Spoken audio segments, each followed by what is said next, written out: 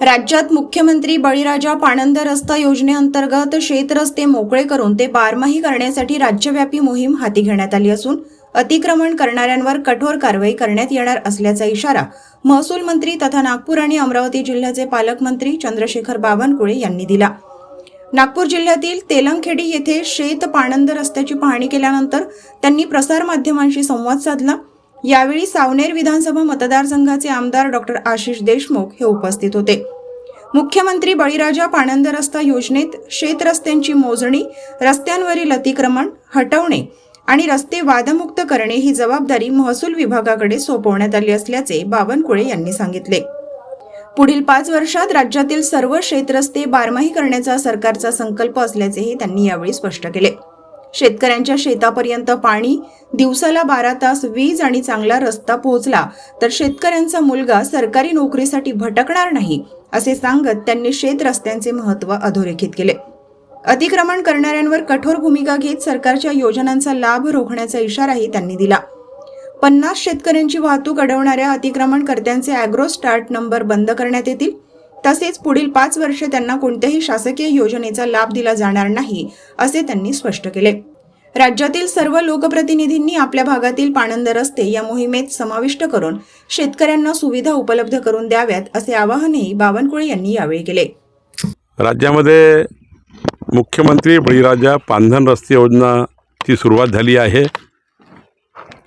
या योजनेमध्ये जे वहिवाटीचे आणि शेतरस्ते आहे या रस्त्याची मोजणी करणे, रस्त्यावरचं अतिक्रमण काढणे, रस्त्याच्या दोन्ही बाजूला झाडे लावणे आणि रस्ता हा बारमाही करून देणे ही जबाबदारी राज्याचे मुख्यमंत्री देवेंद्र फडणवीसजींनी महसूल खात्याला दिली आहे। राज्यामध्ये सर्वच विधानसभेमध्ये आता मुख्यमंत्री बळीराजा पांधन रस्ते योजनेचं काम चालू झालं आहे।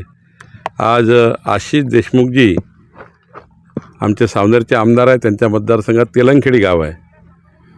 या गावात मी बघतो आहे की शेतकऱ्यांना बारमाही रस्ता उपलब्ध होईल आणि माझा हा नेहमीचाच प्रयत्न आहे आणि माझा मानसही आहे की शेतकऱ्यांना जोपर्यंत बारमाही रस्ता देत नाही तोपर्यंत शेतकऱ्यांच्या शेतामध्ये दुबार पीक होणार नाही, तिबार पीक होणार नाही।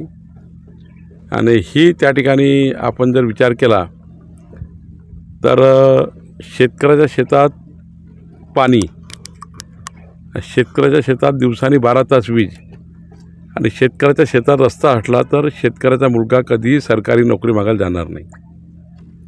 ही खरी अर्थव्यवस्था मजबूत करण्याची बाब आहे आणि त्यामुळं आम्ही हा विचार केला आहे की पुढच्या 5 वर्षामध्ये राज्यातले सर्व रस्ते मोहीम स्वरूपाने हे बारमाही करायचे, शेतरस्ते वहिवाटी रस्त्यावर संपूर्ण अतिक्रमण काढायचे आणि हाही थोडा एक कठोर निर्णय घेतला आहे की ज्या शेतकऱ्यांनी 50 शेतकऱ्याची वाहतूक थांबवली अतिक्रमण करून, त्या ज्या शेतकऱ्यांनी वाहतूक थांबवली आहे, 50 शेतकऱ्याचा रस्ता बंद केला आहे, त्या शेतकऱ्याचा ॲग्री स्टॅक नंबर बंद करायचा, जेणेकरून पुढचे 5 वर्ष सरकारच्या कुठल्या योजनेचा लाभ अशा अतिक्रमण करणाऱ्या शेतकऱ्याला मिळणार नाही।